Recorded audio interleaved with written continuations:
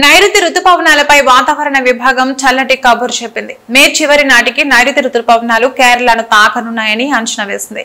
ఈ ఏడాది నైరుతి రుతుపవనాలు మే 31న కేరళను తాకనున్నాయని, ఆ తర్వాత దేశవ్యాప్తంగా విస్తరించనున్నాయని విశాఖ తుఫాను హెచ్చరికల అధికారి డాక్టర్ సునంద తెలిపారు.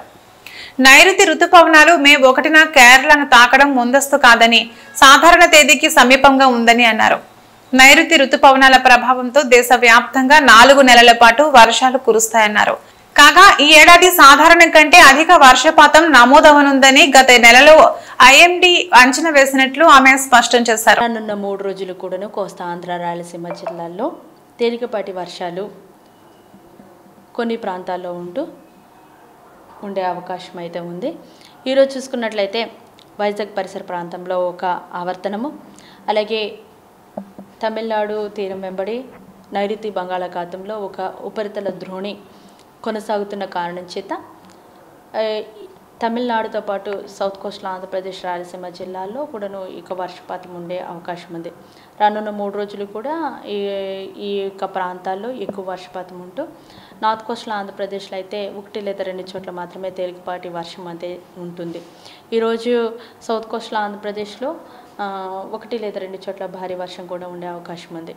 ఎక్కడైతే మార్నింగ్ నుంచి కూడాను ఇక క్లౌడీ వెదర్ ఉండి తేలికపాటి వర్షాలు ఉంటాయి, ఎక్కడైతే ఎండ వాతావరణం ఉందో అక్కడ మాత్రమే మధ్యాహ్నం నుంచి ఇక సడన్ క్లౌడ్ డెవలప్ అయ్యి ఉన్న ప్రాంతాల్లో మాత్రం ఉరుములు మెరుపులతో కూడినటువంటి జల్లులు ఉన్నప్పుడు మాత్రమే ఈదురుగాలులు ఉంటాయి.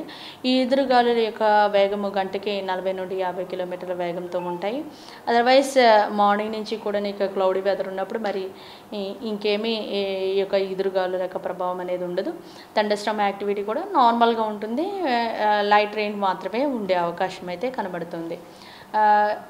17, 18 తర్వాత 19 నుంచి కొంచెం రెయిన్ఫాల్ తగ్గుతుంది. అలాగే టెంపరేచర్ కూడా క్రమేపీ పెరుగుతాయి.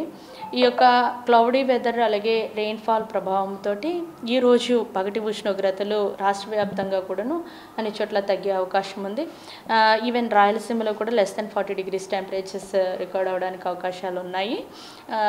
నిన్న అయితే అత్యధికంగా కర్నూలులోనే 40 degrees టెంపరేచర్ రికార్డ్ అయింది. ఇది కూడా లాస్ట్ 2 days నుంచి కూడాను టెంపరేచర్స్ తగ్గి మనకు అక్కడక్కడ రెయిన్ఫాల్ కూడా పడుతున్న కారణం చేత మొత్తం మీద ఉష్ణోగ్రతలన్నీ కూడా తగ్గినవి.